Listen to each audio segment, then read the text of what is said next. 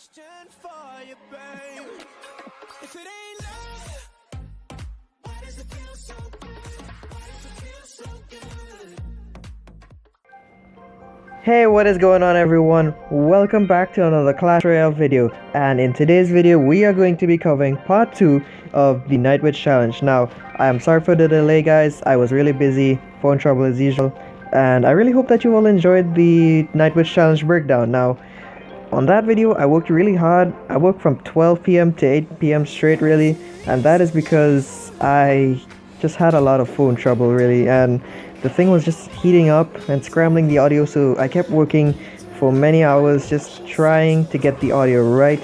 And as you would have seen in the video really, or heard, my voice was kind of sore really, and I was kind of scatterbrained, so I really apologize for that guys. Anyways, this is actually the fight that won me the challenge, so the 12-win fight, boys and girls. I know there are some of you out there, so I will not forget you all. And yeah, we are fighting Tricky Bump, and believe it or not, I have like 4 goblin themed cards. I have goblins, spear goblins, goblin gang, and the goblin hut.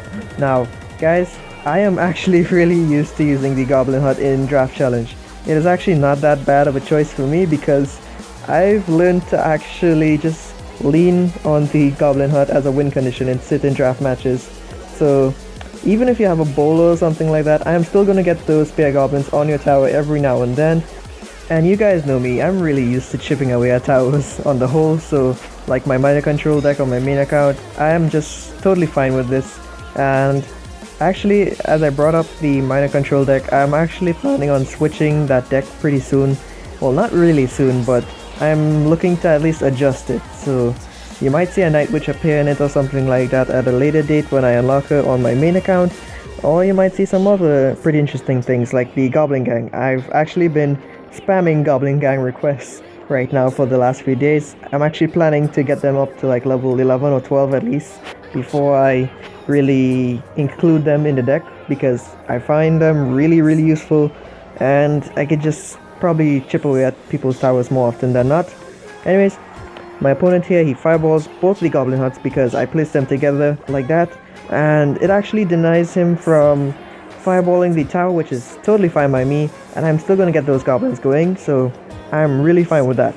Now, Tricky Bump reveals his rocket. Now, I did not know he had rocket up till that point, I believe, and now that I am aware of it, I am just going to really just save the Night Witch and not use her so close to towers. So he's trying to spell me out because he realizes I'm chipping him away, sorry, and he's just spending so much down elixir. It just gives me the chance I need to just continue pushing everything in his face. So the Mega Minion, if you all did not realize by now, I am saving it for the Baby Dragon alone, and I'm just cycling goblins in the back, and he's not really going to be able to do much about it. Again, all the rocket, he has 4 darn spells. So what I'm gonna do is I'm gonna just pressure him on the left there so that he can't get that log value or arrow value by hitting the Goblin Gang and the tower on the right. Now, a little tip for you guys using the Goblin Gang, you want to split it so that less goblins go onto the side where your tower has less HP, and that forces them to use a spell on the opposite side. So you won't be taking any really unnecessary damage, and you're almost guaranteed chip damage still from that lane. So that's just something I want you all to really consider. It works for me, and to be honest guys, I don't think anyone has really ever mentioned this or pointed it out, so I hope that you all can really just try it out and just remember to do it in battle. I'm pretty sure it will just help you out a little bit more than what might normally happen if you don't do it. So we are moving on to this next fight, and we are fighting Edelon 14k. Now, Edelon here has perfect counters to the Night Witch that I have, and he has both Rocket and Executioner, so both are really great counters to the Night Witch. Executioner because he will just splash away all the bats while hitting the Night Witch, and the Rocket just for that instant kill while the Night Witch is walking next to a tower. So, if you did not notice what I did there at first, I simply just used the Ice Spirit to tank for the Fire Spirit so that 2 of them would land on the tower. Now, he has the Graveyard coming in, and he spent so much elixir there he would not have been able to rocket down the Night Witch. So the Night Witch and her bats almost completely defend the left lane tower, and we take almost no damage at all. So we're just going to set back up shop, folks, and just keep those fire spirits incoming, and I'm going to do the same trick basically again. So this time, one fire spirit lands on the tower as well as the ice spirit. I am totally fine with that, and he is going to drop that Inferno tower to counter the fire spirits. Now that is a good Inferno tower just for taking care of the fire spirits. However, if I was to drop, like, let's say a Hog Rider on the immediate right of the arena, like at the bridge, it would actually bypass the Inferno tower because of poor placement, really. At least I think it would. Actually no, I'm wrong about that. If the Inferno tower was just like one tile back, then it would bypass, so just watch out for that, folks. Now he is setting back up with a witch. Now look at this, he has really good splash coverage, really, so I can't make proper use of my Night Witch. Now he has both Executioner and his regular witch coming in, so how am I really supposed to defend this, guys? What I'm gonna do, use my heavy spell, the Fireball, and I'll consider just using the Ice Wizard there and stuff on defense. So overall, I think that was a pretty good defense there. He spent a lot of elixir, but I'm still way in the lead, and he barely touched my tower, only that one rocket pretty much. So he's defending again with the Inferno tower. That's totally fine by me because it is going to be a negative elixir trade, so 5 for 4. I don't mind, you just waste how much ever elixir you want.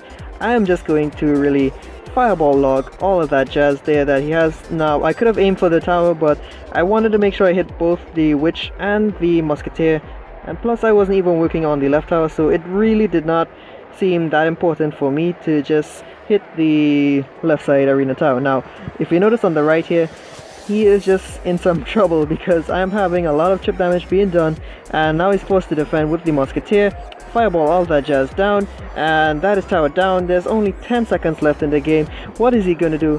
Edelon, what are you doing, man? He wakes up the king tower there in frustration by rocketing it down, and what can I say, guys? That's just gonna be a good game, well played, and I hope you all enjoyed that fight, really. So it's 2 fights in a row that I used just spawners to chip away at my opponent's towers without any proper win conditions. So I hope you all can really just learn to mimic what I did and try to apply it in any future draft battles that you find yourself in without a win condition. So it's just really good to just be able to be flexible like that. It really pays off, guys. But now let's just move on to this third fight, and I do not know how to say this guy's name, but whoever he is, he's getting one hell of a deck because he has basically an Expo cycle deck as far as I'm concerned, with the rocket, fire spirits, and the skeletons. He's sitting pretty good with that. So I actually screwed up by just taking the witch and the night witch. I don't know, I was just doing it for just for the lols, really. And thankfully he gives me the executioner. Now that is my saving grace. However, he does have that rocket and poison, so I gotta be really careful when playing my cards. So he can just get really easy rocket or poison value from the witches, and he could just set up defense with the expo and use the 3 muskets really creatively, but he chooses to group them up all together, so making it really easy for me to splash. So I'm just gonna zap all that and then proceed to log everything down. So I got some good chip damage done by the miner, the zap, and the log, and the wizard is still going to get one shot off on the tower, but I am totally fine with that. You gotta take some damage just in the long run, really. When you're playing this game, guys, use your tower as a resource if you can, and what I mean by this is just use it to just soak up some damage but not too much, and just play really carefully with your elixir, so you can just build up that slow but deadly beat down push, or just make those quick chip pushes, I guess, with the miner or something like that. It really depends on the situation, but if you could just take some damage when it is not absolutely necessary to defend, you're gonna just find yourself being at a bigger elixir advantage, and it just gets easier and easier as time goes on once you play your cards right. Literally, because it's Clash Royale and everything is a card or a troop, so you really have to play your cards carefully.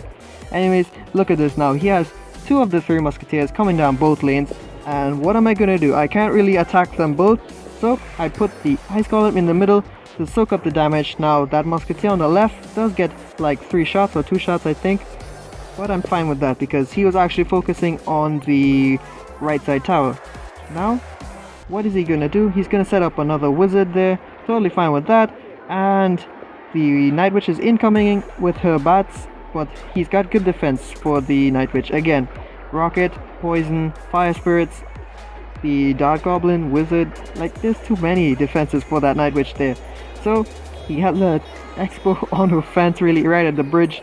Not what he should be doing. However, he does have that Wizard, making it a little bit trickier to defend against it.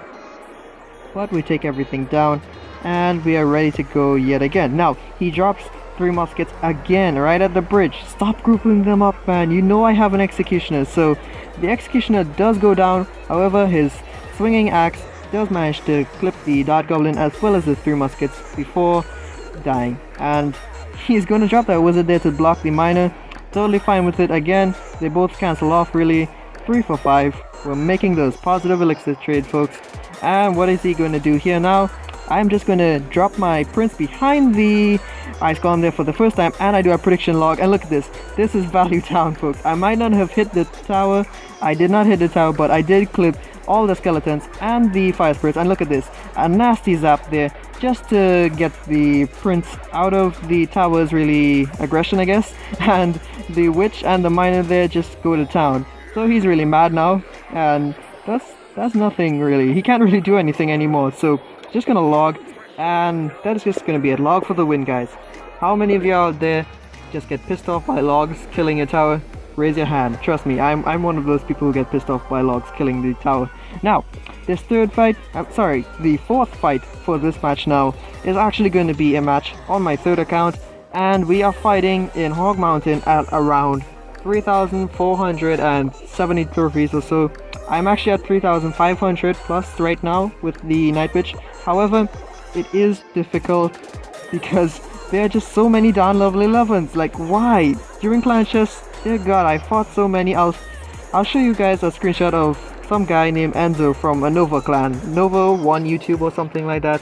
He had so many over level cards. Like, he had a level 6 freaking P.E.K.K.A, a level 9 Wizard, level 11 Elites, Minions. Oh my god, it was just horrible, guys. Especially the Wizard. The Wizard was the worst of my troubles.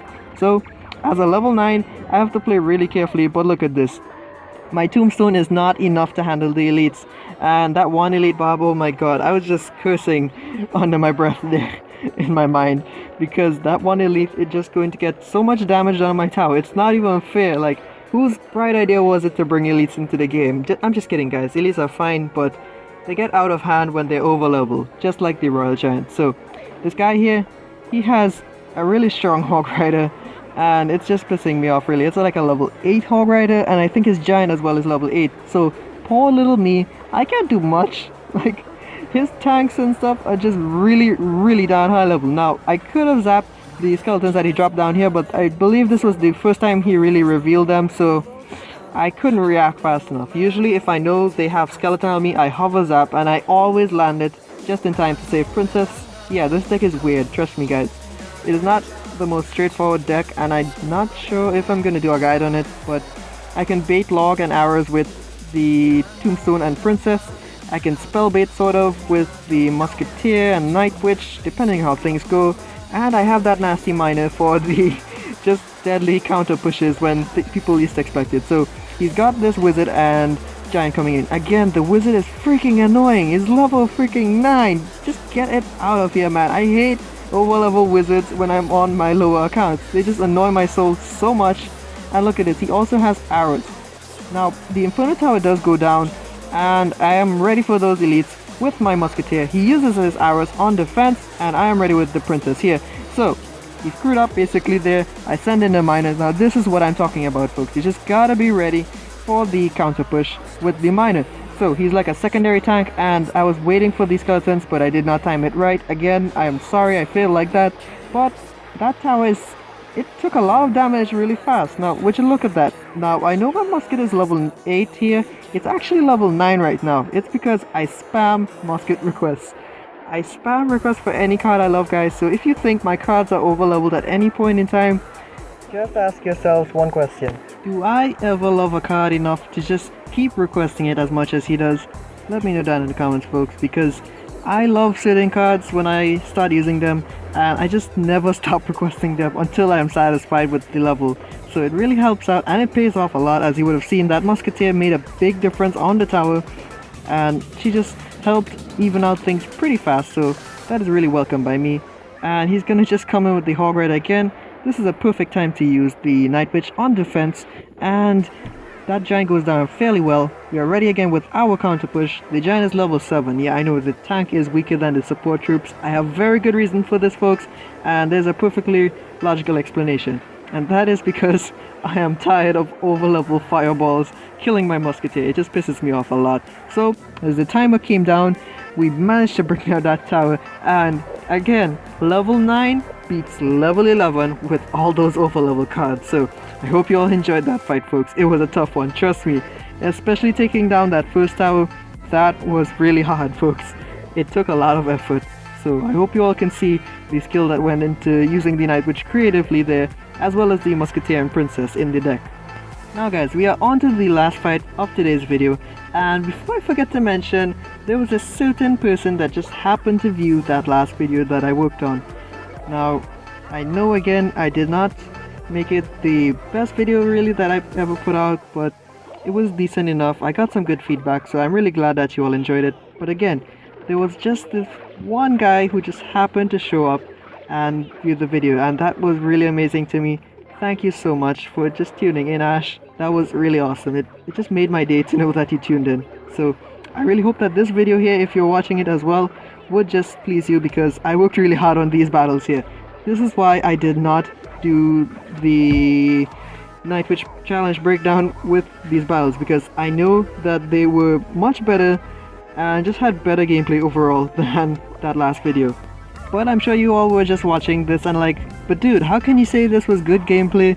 Because look how much you sucked on defense just now. Now, in my defense, that was actually really stressful to deal with. I did not think that through, and I just screwed up a lot on defense. So I lost a lot of HP off the tower pretty early, and things are not looking good, honestly. However, as you would have seen in the last match and some other matches from before, you know I am just capable most of the time of just pulling that rabbit out of the hat, just magically taking the win somehow. So my opponent is just gonna rush for the miner with the chip damage there, but I don't really care at all. I'm focused on taking down a tower, and man, I am focused as hell because that princess is going to town and she gets quite a few shots off, and I get that value poison on the witch. So right tower is pretty darn low, but we are making some headway into that left tower. So I got the mortar, and now that all of the stress is over, I decide, you know what, it's time enough that I set back up shop. Let's go. And my opponent makes the mistake of dropping these spear goblins before the mortar locked onto the tower. Now, what is he gonna do? I thought he would have just tried to take down the mortar there, but he chooses to continue chipping away. Now, he has rocket, and that's pretty much all he needs to win the game. So I'm not sure why he was just working so hard on that tower, but my princess is free to run around really and just do whatever the hell she wants, and she's just gonna start chipping away at the other tower. Now again, his decisions are just really poor right now. Stop addressing the princess there like that. He could have just taken it out with something else. And what is that? What was that rocket? Dude, did you just rocket nothing to taunt me? Like, why would you do that? So I am just setting back up shop with the mortar. Yes, I like saying setting back up shop, folks. It's just fun to say when you're putting down buildings and just getting back to work. That tower falls just in the nick of time before the timer runs out. And look at this Night Witch, guys. Clearly that Night Witch was on the left lane, I mean the right lane, and then she wandered onto the left, and then she's back on the right again. Like, what the heck is up with that?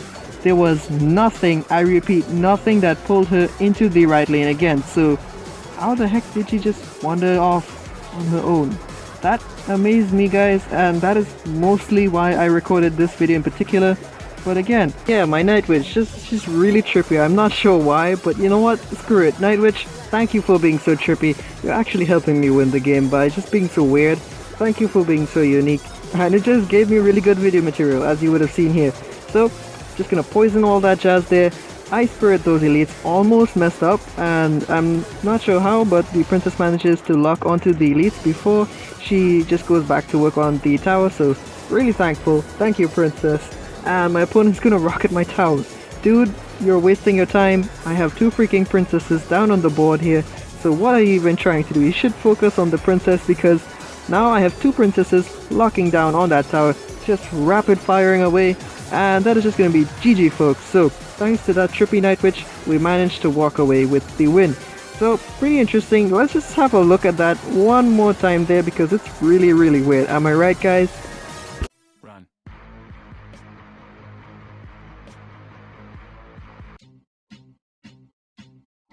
I remember when I lost my mind. There was something so pleasant about that place. Even your emotions have an echo in so much space. And when you're out there without care, yeah, I was out of touch. But it wasn't because I didn't know enough. I just knew too much. Okay.